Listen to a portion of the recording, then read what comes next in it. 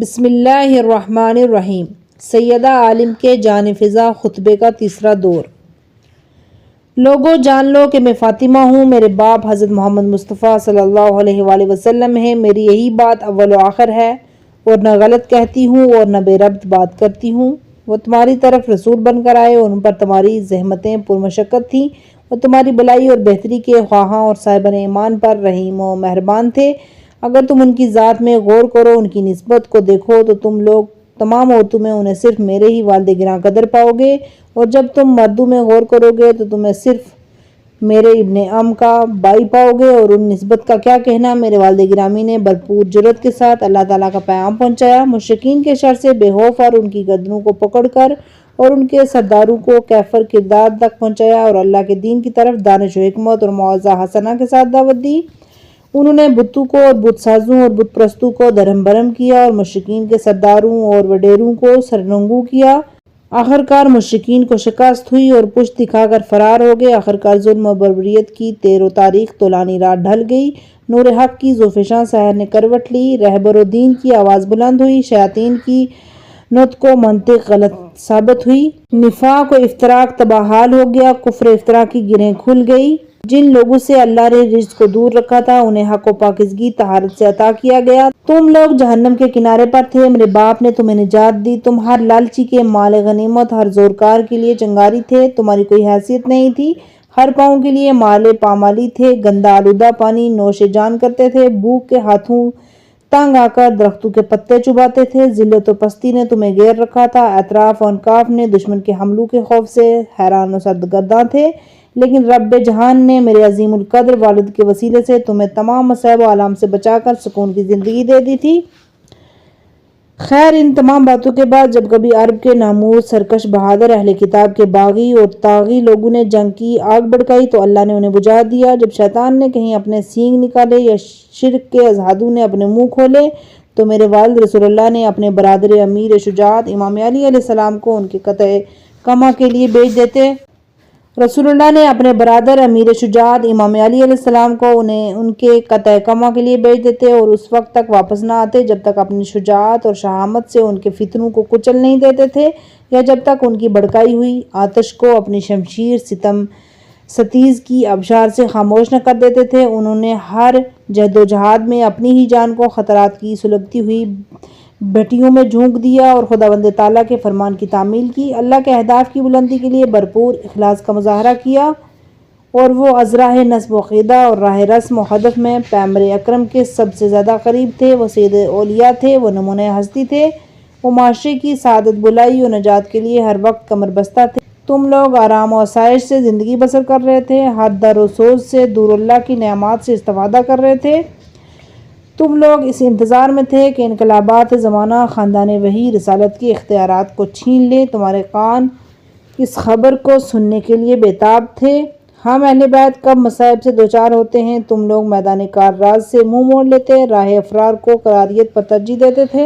تشریح و توضیح خطبہ: جب خاتون جنت نے اپنی جاویدانہ گفتگو میں شریعت مقدسہ کے احکام و قوانین اور ان کے علل و تشریح کی توضیح و تشریح فرما دی تو حکومت سے اپنے مغصوب حق کا مطالبہ کیا۔ آپ نے اس عظیم اسلامی کانفرنس کے حاضرین کی طرف روح کر کے خطاب فرمایا، کیونکہ یہی وہ لوگ تھے جنہوں نے حق و حقیقت کو چھوڑ کر بیعت کر کے حکومت تشکیل دے دی تھی، کیونکہ اس حکومت نے ہی ان کے حقوق کو غصب کیا تھا۔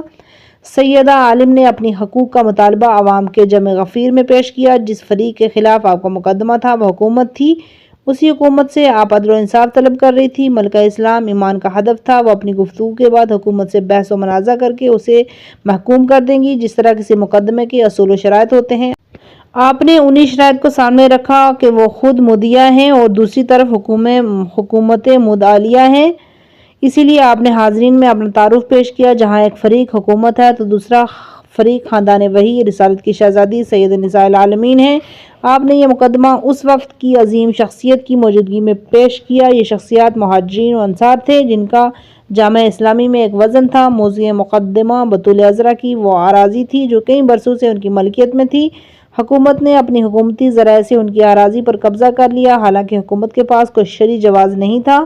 اپنی سیاسی کارروائی سے خاندان وحی رسالت کا حق غصب کر لیا۔ میں فاطمہ ہوں، جی ہاں میں فاطمہ ہوں، دختر فرزانہ پیغمبر اسلام نے اس اسلامی بے نظیر کانفرنس میں روح سخن حاضرین کی طرف کیا اور فرمایا ایھا الناس اعلموا انی فاطمۃ، جی ہاں اے حاضرین و سامعین کرام میں فاطمہ ہوں، جی ہاں میں فاطمہ ہوں۔ سیدہ عالم نے سب سے پہلے سامعین کے سامنے اپنا ملکوتی اسم پیش کیا۔ وہ الہامی اور پرمعنویت اسم تھا جس سے ہر شخص آگاہ تھا۔ سامعین کا ہر فرد اس نام کو لسان رسالت سے نہایت ہی تجلیل و تعظیم سے کئی بار سن چکا تھا۔ وہ آبا محمد صلی اللہ علیہ وآلہ وسلم، میرے والد سلطان انبیاء حضرت محمد مصطفیٰ ہیں۔ پیغمبر گرامی کی دختر یگانہ نے اپنا وہ عظیم و بلند و بالا نسب بیان فرمایا جس کی مثال نہ کوئی اثر پیش کر سکتا ہے نہ کوئی نسل، کیونکہ یہ نسب افتخار جہان ہے، درود تاج افرینش ہے جس کے نور سے آفتاب منور ہے۔ جی ہاں فاطمہ زہرا سلام اللہ علیہا حضرت محمد مصطفیٰ کی دختر ہیں۔ حضرت محمد مصطفیٰ سید الانبیاء ہیں، اشرف الخلائق ہیں، اطہر الکائنات ہیں، کائنات کے افضل ترین شخصیت کی پاکیزہ دختر ہیں۔ جی ہاں اے حاضرین کرام، آپ سے عظیم باپ کی عظیم بیٹی گفتگو کر رہی ہیں۔ وہ شجاعت اور شہامت ہیں، احتجاج کر رہی ہیں اور اپنے اوپر ہونے والے مظالم کو بیان کر رہی ہیں۔ وہ اپنے اور معاشرے کے متصف لوگوں کے حقوق کا دفاع کر رہی ہیں اور اپنا حق مانگ رہی ہیں۔ انہوں نے اپنی معرفی اس لیے کرائی کہ تاکہ کوئی یہ نہ کہے کہ ہم نے انہیں کبھی پہچانا ہی نہیں، کل کوئی بہانہ نہ تراش کر سکیں۔ بی بی پاک نے اپنا نام کیوں نہیں لیا تھا، اپنی شخصیت اور اپنے نسب کا تذکرہ کیوں نہیں کیا تھا؟ ملکہ ایمان اسلام نے اپنی صریح و معرفی سے حجت تمام کر دی، کسی کے لیے چوں چرا کی گنجائش نہیں چھوڑی۔ اس طریقے سے آپ نے ان کے لیے تعریض و توضیح کے سارے سامان اکٹھے کر دیے۔ جی ہاں فاطمہ زہرا بنت محمد تشریف فرما ہیں اور وہ اس لیے مسجد نبوی میں حاضرین کے مجمع میں تشریف لائی تاکہ اپنے مغصوب حقوق کا مطالبہ کریں۔ جی ہاں اے لوگو، جو کچھ میں نے اپنے خطاب کے اول میں کہا تھا آخر میں وہی میری زبان پر ہے۔ جو کچھ میں کہہ رہی ہوں وہ میں بھرپور ایمان کی قوت و قدرت سے کہہ رہی ہوں۔ ایک دوسرے نسخے میں آیا ہے، دونوں جملوں کا ایک ہی معنی ہے، عودن علی بدائن ولا اقول ما اقول غلطن۔ جو کچھ میں کہہ رہی ہوں وہ اشتباہ نہیں ہے، میری منطق و گفتار میں کوئی کذب و دھوکہ اور مغالطہ نہیں ہے۔ جو بھی بات کروں گی وہ ذرائع ظلم و جوار افراط و تجاوز سے نہیں کہوں گی۔ سورہ توبہ آیت نمبر 128۔ شفیفہ روز محشر نے اپنی اس بحث کا آغاز اپنے والد گرامی کے ذکر شریف کے ساتھ فرمایا، اپنی گفتگو کو آیات کریمہ کے ساتھ ملاتے ہوئے فرمایا۔ اس آیت کا معنی یہ ہے کہ خود رسول اللہ عرب ہیں، تمہارا مصائب و آلام میں ہونا ان پر شاک ہے، وہ تمہاری سعادتوں کے لیے حریص ہیں، وہ اپنی امت کے اہل ایمان پر رؤوف الرحیم ہیں۔ رؤوف الرحیم وہ کلمات مترادف ہیں، یعنی ہم معنی ہیں، یعنی عاطفت اور محبت اور لطفت اور عنایت۔ اگر تم چاہو ان کی نسبت کس چیز سے بنتی ہے یا تم انہیں پہچانا چاہتے ہو تو تم انہیں صرف میرے والد پاؤ گے، انہیں عورتوں میں سے کسی اور کا باپ نہیں پاؤ گے۔ ایک اور نسخے میں آیا ہے، یعنی تم ان کی تعظیم و توقیر کرو۔ جی ہاں میں ان کی اکلوتی دختر ہوں، وہ میرے ہی والد گرامی ہیں، تمہاری خواتین اس عظیم نسب میں میری شریک نہیں ہیں۔ جی ہاں برادر رسول اللہ میرے شوہر نامدار ہیں، دو مردوں میں سے کوئی بھی اخوت رسالت میں ان کا شریک نہیں ہے۔ اس اخوت سے مراد نسبی اخوت نہیں ہے، یہ وہ تمغہ اخوت ہے جو انہیں مواخات کے دن حاصل ہوا تھا جب رسول اللہ نے اپنے صحابہ میں سے ایک صحابی کو دوسرے کا بھائی بنایا تھا تو رسول اللہ نے میرے شوہر امام علی کو اپنا بھائی قرار دیا۔ قرآنی اخوت و برادری کی بنا پر رسول اللہ کی اکثر مقامات پر امام علی کو اسی اخوت کی نسبت سے یاد کرتے۔ اس قرآنی اخوت اور برادری کی بنا پر رسول اللہ اکثر مقامات پر امام علی کو اسی اخوت کی نسبت سے یاد کرتے اور بلاتے تھے، جیسا کہ آپ فرماتے تھے ادعو الی اخی، میری طرف میرے بھائی کو بلاؤ، یا آپ فرماتے تھے این اخی، میرے بھائی کہاں ہیں؟ آپ نے کسی وقت یہ فرمایا یا علی انت اخی، علی جان آپ میرے برادر جانشین آمین وارث ہیں۔ ایک اور مقام پر آپ نے فرمایا انہ اخی فی الدنیا والآخرہ، وہ میرے دین و دنیا کے بھائی ہیں۔ امیر عدالت و حریت اس جاویدانہ برادری پر فخر کرتے تھے۔ آپ نے اپنی اس ملکوتی عزت و عظمت کو نظم و نثر گفتار میں بیان فرمایا، میں رسول مصطفیٰ کا بھائی ہوں، میرے نسب میں کوئی شک نہیں ہے، میں نے ان کے ہمراہ پرورش پائی، ان کے دونوں سبط میرے بیٹے ہیں۔ آپ نے ایک اور مقام پر فرمایا حضرت محمد مصطفیٰ صلی اللہ علیہ وآلہ وسلم اللہ کے عظیم نبی ہیں اور میرے ابن عام ہیں۔ حضرت حمزہ سید الشہداء میرے چچا ہیں۔ آپ کا یہ فرمان بھی قابل غور ہے۔ آپ وہ عزت و عظمت والے پیغمبر ہیں۔ جس وقت آپ نے اپنے اصحاب میں پیمان اخوت کا نظام جاری فرمایا تو آپ نے مجھے اپنے پاس بلایا، میرے اور اپنے درمیان قرآنی اخوت کا عہد و پیمان جاری فرمایا۔ اسی طرح آپ نے اسی وسیلے سے میری برتری اور شائستگی کو روشن اور آشکار فرمایا۔ آپ کا یہ مشہور فرمان بھی ہے، میں اللہ کا عبد ہوں، رسول اللہ کا بائی ہوں، میں ہی صدیق اکبر اور فاروق اعظم ہوں۔ اور آدمی کس قدر پاک و پاکیزہ اور برتر و اعلیٰ ہے جو ان سے منسوب ہے، کیونکہ وہ آفرینش جہان کی غرض اور غایت ہیں۔ اللہ ان کے وجود کی برکت سے انسان اور دیگر موجودات کو رزق عطا فرماتا ہے۔ حوادث و نعمات کی یادآوری۔ خاتون قیامت نے اس مقام پر بعثت پیغمبر سے پہلے حوادث اور بعثت کے بعد اسلام کی نعمات کی طرف اشارہ فرمایا۔ پیغمبر حریت نے اپنی رسالت کا ابلاغ کیا جس طرح ممکن تھا۔ آپ نے اللہ کے پیغام کو بہترین شکل میں اہل جہان تک پہنچا دیا، ہر حال میں لوگوں کو حساب و کتاب سے ہوشیار فرمایا۔ جی ہاں، آپ نے رسالت کا حق ادا کیا، آپ نے جہان انداز کیا، وہاں ابشار بھی کیا، گناہگاروں اور مجرمین کو ان کے انجام سے ہوشیار کیا۔ ایک اور نسخے کے الفاظ ہیں، دونوں کا مفہوم ایک ہی ہے، یعنی حضور نے مشرکین کے طریقوں اور مسالک سے عدول فرمایا۔ پیغمبر اسلام نے اپنے دفاع میں مشرکین پر جان لیوا حملے کیے، ان کے قیام اور قیامت کو توڑ ڈالا۔ پیغمبر اسلام نے اپنے دفاع میں مشرکین پر جان لیوا حملے کیے، ان کے قیام اور قیامت کو توڑ ڈالا، یعنی آن حضرت نے مشرکین سے جہاد کیا۔ آپ نے مشرکین کی یا وہ گوئی اور شرارت آمیز شور و شرابے کو سختی سے بند کر دیا۔ آپ نے مشرکین کی سازشوں اور ریشہ دانیوں کو نابود کیا۔ سید الانبیاء لوگوں کو اللہ کی طرف دعوت دیتے تھے، نہ کہ دنیا کی طرف، صرف اللہ کے راستے کی طرف بلاتے تھے۔ آپ کی دعوت انسانوں کے عقول کی سطح پر ہوتی تھی، آپ کی گفتگو حکمت و دانش سے لبریز ہوتی تھی، آپ کا بیان حق و حقیقت کو واضح کر دیتا تھا اور اشکالات اور شبہات کو دور کر دیتا تھا۔ آپ کی گفتگو عبرت امیز اور حیات ساز ہوتی تھی۔ آپ دین کے دشمنوں بداندیش لوگوں سے احسن انداز میں بات کرتے تھے۔ آپ کا مجادلانہ اور تفاہم براہین اور استدلال پر مشتمل ہوتا تھا۔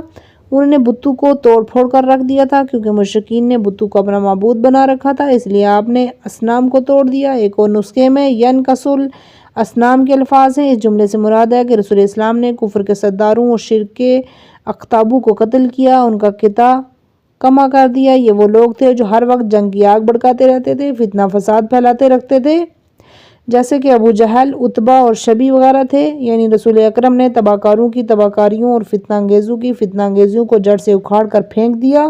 ایک اور نسخے میں ہے کہ ینکس الحمام، ان الفاظ کا مفہوم ہے جب آپ کفر و شرک کے رئیسوں سے مایوس ہو گئے تو ان کی کھوپڑیوں کو زمین پر گرا دیا۔ بعثت پیغمبر کے بعد جنگ و جہاد کا سلسلہ ایک لمبے عرصے تک محیط رہا۔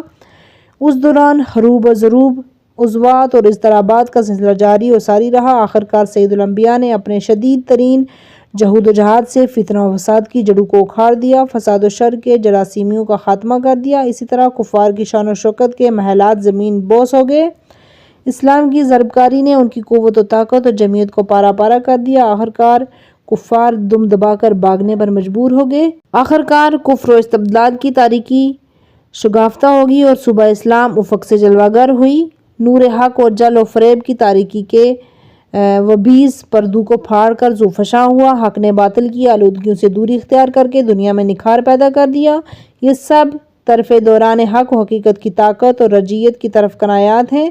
آخر وہ وقت آیا کہ دین کے رئیس نے امور دین اور امور مسلمین کے بارے میں حریت و صراحت کے ساتھ گفتگو شروع کی۔ شیطان صرف باطل پرستوں کی بولتیاں بند ہو کر رہ گئی تھی، ان کی زبانیں ان کے دہن میں بے حرکت ہو کر رہ گئی تھی، ان کے پھاڑ پھاڑ کر بولنے والے گلے خشک ہو کر رہ گئے تھے، ان کی صفوں میں سے نفاق اور ریا اور فریب اور ریب کے یاران و ہواران باغ نکلے، یعنی ان کی کاوشیں شکست پذیر ہو کر رہ گئی تھیں، ان کے مکر و فریب کی دھجیاں بکھر گئیں، ان کے عہد و پیمان کے فلک بوس محلات منہدم ہو گئے، ان کی جمع و جمعیت پراکندہ ہو گئی تھی۔ اسلام کی طاقت و قوت کے مقابلے میں ان کے حزب اور احزاب کی قراریت فرار و فراریت بدل گئی، جس طرح کے کفار کے ساتھ غزوہ احزاب میں ہوا تھا۔ تمہیں پیغمبر اسلام کی طرف سے کلمہ اخلاص لا الہ الا اللہ تمہاری زبانوں پر جاری کرایا گیا، تمہیں توحید و یکتا پرستی کی دعوت دی گئی تھی۔ ان لوگوں کے درمیان جن کے چہرے منور و پارسائی میں آسمان و پیکر ایثار تھے، بھوک کی وجہ سے ان کے پیٹ پشت سے جا ملے تھے، پیغمبر اسلام کی تعلیمات نے انہیں معنویت اور روحانیت کی بلند منازل پر پہنچا دیا۔ ممکن ہے کہ سیدہ عالمہ نے ان معین لوگوں کی صفات بیان کی ہو جو پیغمبر کے اصحاب میں اپنے زہد و تقویٰ کے لحاظ سے شہرت رکھتے تھے، یا پھر آپ کا اشارہ اہل بیت پیغمبر کی طرف سے ہے۔ وہ تم لوگ جہنم کے گڑھے کے کنارے پر تھے، یعنی شرک و کفر کے سبب جہنم کے مستحق ہو چکے تھے۔ آپ نے اپنے ان لفظوں میں قبل از بعثت کی اجتماعی زندگی کی طرف اشارہ فرمایا کہ اس زمانے میں نظام زندگی درم برم تھا، ہرج مرج نے حیات انسانی کو ہر جانب سے گھیرا ہوا تھا۔ اس لیے اس دور کی عکاسی کرتے ہوئے فرمایا، پیاسے کے لیے پانی کا ایک گھونٹ تھے۔ آپ کا یہ جملہ اس دور کی کمزوری و ناتوانی بتا رہا ہے، یعنی ایک پیاسے انسان کا ایک جگہ سے گزرتا ہوا وہاں ٹھنڈا پانی موجود ہو، مالک موجود نہ ہو، مالک موجود ہو لیکن ضعیف اور کمزور ہو، پیاسا آدمی اپنی پیاس بجھا کر چلا جاتا ہے۔ اگر اس طرح ایک بھوکے انسان کا کسی مکان سے گزر ہو، وہاں کھانا موجود دیکھے، مالک موجود نہ ہو یا کمزور ہو تو کھانا سیر ہو کر کھا کر چلا جاتا ہے۔ آگ کا شعلہ کہ جیسے آگ کا ضرورت مند جلدی میں حاصل کرتا ہے، ویڑوں اور ارباب بست و کشاد کے ہاتھوں ذلت و رسوائی سے دوچار تھے۔ تم لوگ گھڑوں میں جمع شدہ پانی پیتے تھے، انہیں گھڑوں میں حیوانات، درندے اور وارد ہوتے تھے، اونٹ انہیں اپنی آلودگی سے آلودہ کرتے تھے۔ شریف و پاک و پاکیزگی پسند لوگ اپنے پانی کی نفرت کرتے تھے، ایسے پانی کے شرب و نوش سے دور رہنے کی کوشش کرتے تھے، لیکن اپنی جہالت اور نادانی کے ہاتھوں مجبور ہو کر ایسے آلودہ پانی کو استعمال کرنا پڑتا تھا جو کنویں کھودنے، چشمے جاری کرنے سے ناآشنا تھے۔ اے قاری عزیز، عرب لوگ قبل از بعثت گندے، ناپاک اور جراثیم آلودہ پانی کو استعمال کرتے تھے۔ ان کی اسی حالت کے بارے میں مت پوچھیے، نہایت افسوس کے ساتھ کہنا پڑتا ہے آج کی مہذب دنیا میں بعض اسلامی ممالک کی عوام کی یہی زمانہ جاہلیت والی حالت ہے۔ ظالم حکمرانوں کی وجہ سے آج بھی عوام کو صاف اور پاک پانی پینے کے دہائر میسر نہیں ہے، جیسا کہ آپ رسالے مجلات میں پڑھتے رہے ہیں۔ تم لوگ خشک چمڑے اور درختوں کے پتوں کو بطور غذا استعمال کرتے تھے۔ جی ہاں، اس وقت عربوں کی حالت ابتر تھی، وہ بھوک اور افلاس کی وجہ سے خشک گوشت کھاتے تھے، درختوں کے پتوں شگوفوں سے پیٹ بھرتے تھے، ان کی زمین بنجر و ویران تھی، خشک سالی نے انہیں تباہ کر رکھا تھا، کھیتی باڑی، زراعت، باغبانی کا مفہوم ان کے ہاں مفقود اور غیر موجود تھا، ذلت و رسوائی اور خسارے میں تھے۔ رخاصی ایسے فرد کو کہا جاتا ہے جو راندے شدہ ہو، ایسے انسان کو محترم لوگوں میں رہائش و بدباش کی اجازت نہ ہوتی ہے۔ تم لوگ خوفزدہ و ہراساں تھے، قدرت مند لوگوں نے تمہاری زندگیوں کو پامال کر رکھا تھا۔ یہ حقیقت ہے، جس معاشرے میں کوئی قانون، کوئی نظام نہ ہو، وہاں لاقانونیت، بدامنی پھیل جاتی ہے، قرار و استقرار مسلوب ہو کر رہ جاتا ہے، خوف و اضطراب کی فضا پیدا ہو جاتی ہے، اطمینان اور سکون کا خاتمہ ہو جاتا ہے، طاقتور کمزور کے حقوق کو سلب کر لیتا ہے، کثرت و قلت کو حد و بد کر جاتی ہے، ایک غنی توانگر فقیر کو اپنا غلام بنا لیتا ہے۔ جب قانون کے ہاتھ بندھے ہوتے ہوں تو کوئی قانون سے نہ ڈرتا ہے، نہ اسے کسی سزا کا خوف ہوتا ہے۔ یہ سب کچھ ہمارے سامنے ہے۔ جب قانون عدل و انصاف کے تقاضے پورے نہ کر سکے تو اس معاشرے میں آئے دن مظالم بڑھتے رہتے ہیں، لوٹ کسوٹ کا بازار گرم ہو جاتا ہے، بے گناہوں کے خون گرتے ہیں، عزتیں لوٹ جاتی ہیں، اموال سلب ہوتے ہیں، ہزاروں حیرانیاں اور سرگردانیاں جنم لیتی ہیں۔ خاتون جنت کی زبانی پیغمبر اعظم کے ثمرات کی کہانی۔ اور اسی وقت اللہ تعالیٰ نے میرے والد گراں قدر کے ذریعے تم لوگوں کو ان مصائب و آلام سے نجات عطا کی، کیونکہ وہ بزرگ و برترین امیر حریت، ہر عصر و نسل کے مصلح اعظم تھے، وہ معنویت اور روحانیت کے علم برادر تھے، انہوں نے اللہ کے بندوں کو دوزخ و نما زندگی سے نجات دی، انہوں نے شہروں کو تباہی اور ویرانی اور فتنہ فساد سے محفوظ کیا اور انسانوں کی عقیدتی اور اخلاقی زندگی کو اپنی روحانی تعلیم سے منقلب کر دیا۔ سید الانبیاء نے اللہ کی نصرت، اپنی فداکاری، جانکاری سے تمہیں مصائب و آلام سے نجات دلائی۔ یہ جملہ عربی زبان میں ضرب المثل ہے۔ اس کا مفہوم یہ ہے کہ پیغمبر اسلام نے سخت جدوجہد کے بعد معاشرے کو ہر قسم کی خباثت سے پاک و پاکیزہ کیا، لوگوں کو زمانہ جاہلیت کے مصائب و دکھ دردوں سے نجات دلائی۔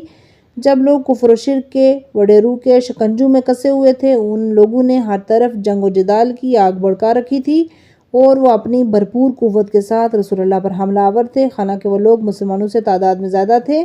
اللہ کے رسول نے اہل ایمان کو ان بداندیشوں اور ستم پیشہ لوگوں کے مضبوط چنگل سے نکال کر رہائی عطا کر دی، عدالت اور حریت کی منزل تک پہنچایا۔ تم لوگ عرب کے بھیڑیوں کی اسارت میں تھے۔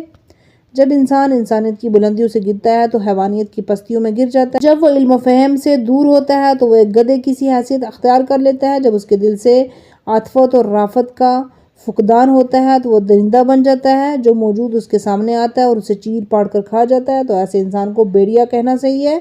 زمانہ جاہلیت میں لوگ خونریزی اور آدم کشی کے خوگر بن کر رہ چکے تھے، انہوں نے ہر طرف فتنہ فساد کی آگ بھڑکا رکھی تھی۔ تاریخ نے ان کرداروں کو ابو جہل، ابو لہب وغیرہ کے نام سے اپنے ہاں محفوظ کر رکھا ہے۔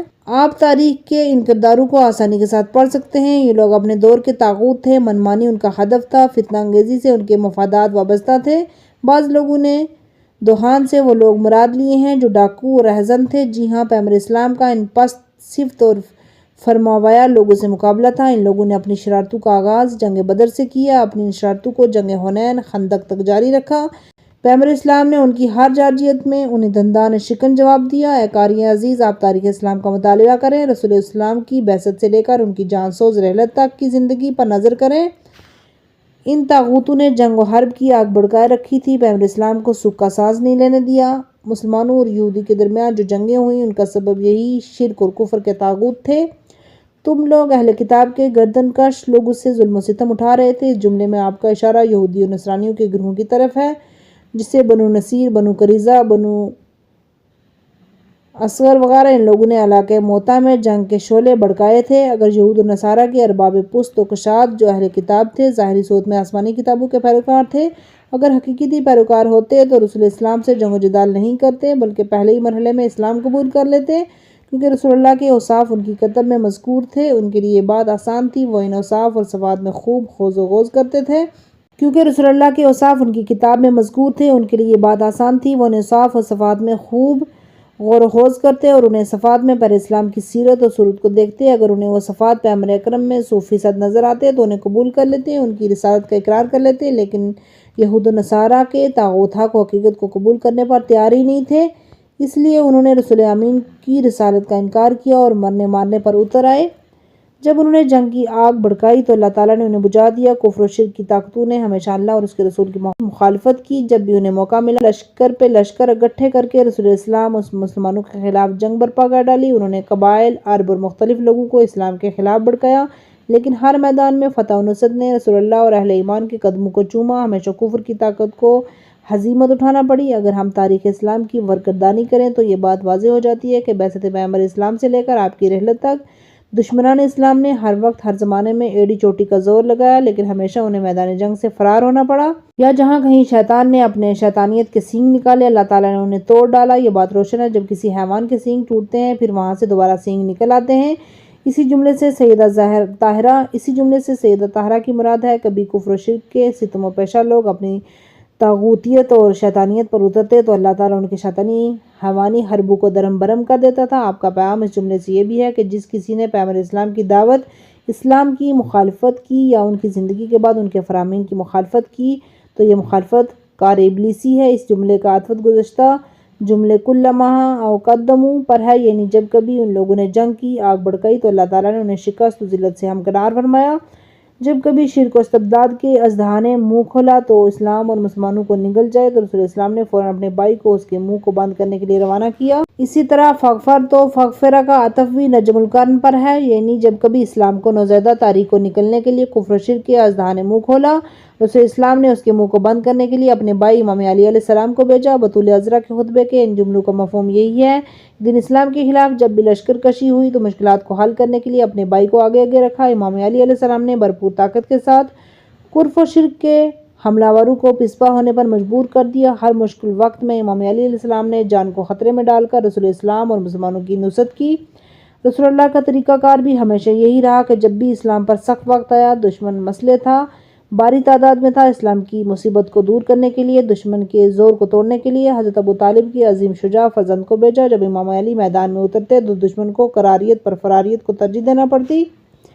بے کراں سمندر سے صرف ایک قطرہ ریحان ہے۔ پیغمبر نے اس جملے میں اپنے شوہر ارجمند کی شجاعت اور شہامت، اسلام سے وفاداری پائیداری کی طرف اشارہ فرمایا۔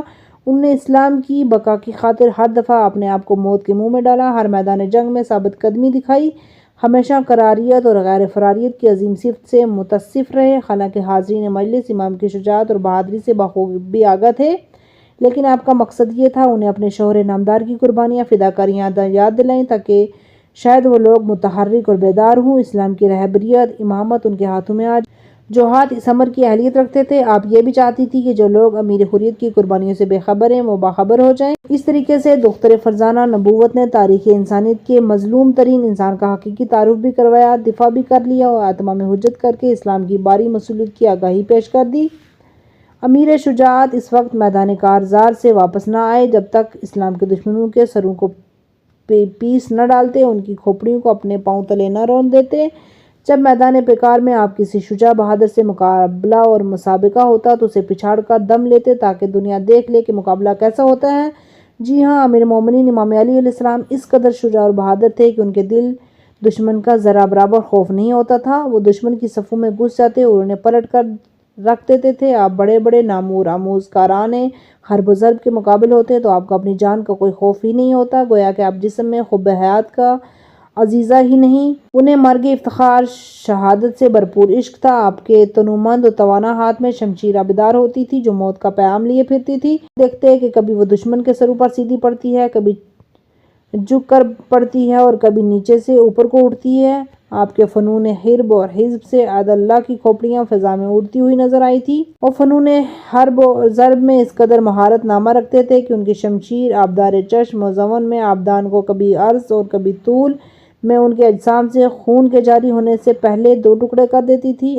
امیر شہامت اپنی تلوار کی دھار سے دشمنوں کی بھڑکائی ہوئی آتش کے شعلوں کو بجھا دیتے تھے، تباہی اور استبداد کے جراثیموں کا خاتمہ کر دیتے تھے، انسانی معاشرے کے راستوں پر بچھے ہوئے خار و خس کو ہٹا دیتے تھے، آتش جنگ کو اپنی آسمانی ستم و ستیز تلوار سے خاموش کر دیتے تھے۔ آپ نے ہی کلمہ لا الہ الا اللہ محمد رسول اللہ کی ترویج و تبلیغ کے لیے زمین کو ہموار کر دیا تھا۔ آپ نے اپنے آپ کو اللہ کے رنج و افشار میں مبتلا رکھا۔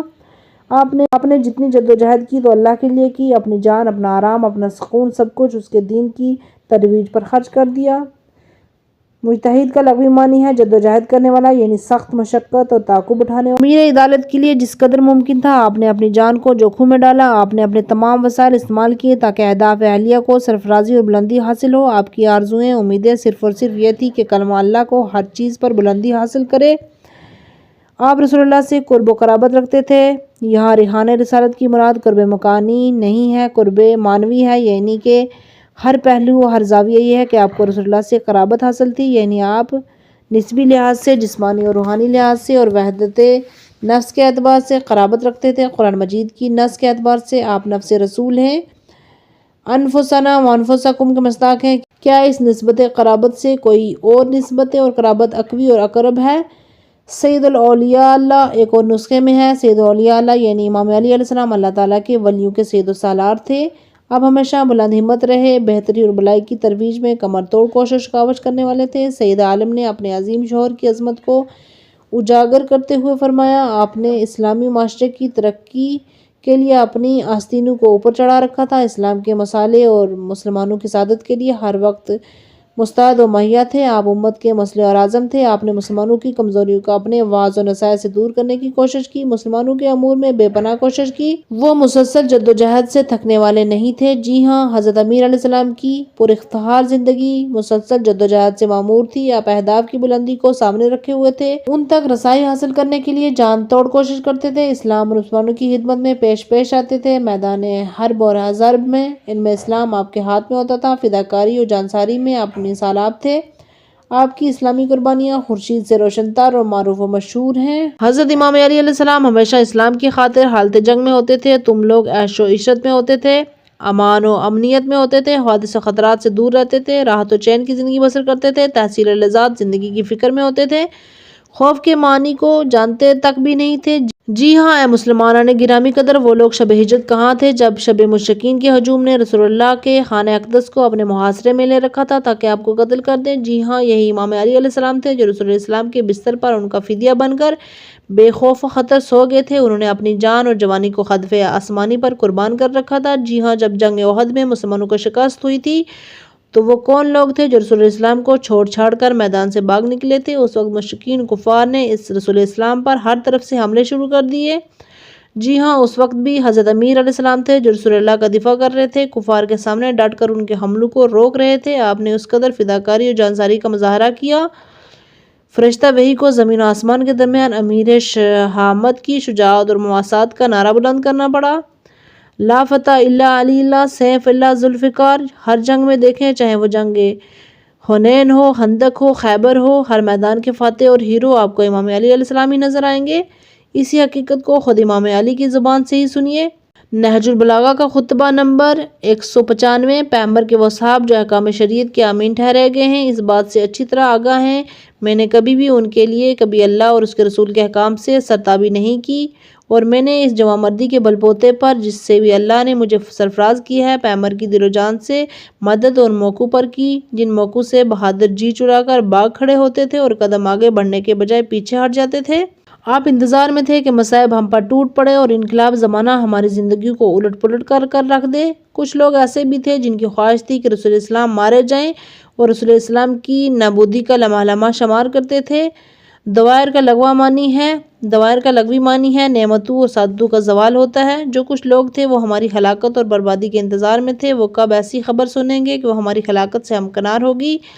جب ہنگامہ کار راز گرم ہوتا تو وہ پیچھے بیٹھ جاتے تھے اور جنگ جہاد سے فرار اختیار کرتے تھے۔ جنگ احد میں جو کچھ لوگوں سے ہوا وہ تاریخ میں محفوظ ہے، اور جنگ حنین میں جو کارنامے سر ہوئے وہ بھی موجود ہیں۔ یوم خیبر کے حالات جو چشم فلک نے دیکھے ان پر پردہ نہیں ڈالا جا سکتا۔ جنگ خندق کا تو حال ہی نہ پوچھیے۔ جب عمرو بن عبدو نے مبارزہ طلبی کی تو قلوب پر کچھ ایسے ہیبت چھائی تھی کہ اجسام لرزنے لگے تھے۔ اس مصیبت کا سیاہ بادل اس وقت چھٹا جب سید البطحاء حضرت ابو طالب کے عظیم سپوت نے رسول اللہ کی اجازت سے اسے للکارا تھا۔ اگر ہم تاریخی حوادث کو بیان کرنے لگ جائیں تو ہماری گفتگو طولانی ہو جائے گی اور کتاب اپنے اسلوب سے خارج ہو جائے گی۔ المختصر یہی طریقہ کار تھا امام علی علیہ السلام کا۔ انہوں نے رسول اسلام اور اسلام کے لیے اپنی ہر چیز قربان کر ڈالی تھی۔ رسول اللہ کی رحلت کے بعد جو کچھ ہوا، جو کچھ لوگوں نے آل رسول سے کیا، وہ محتاج بیان نہیں ہے۔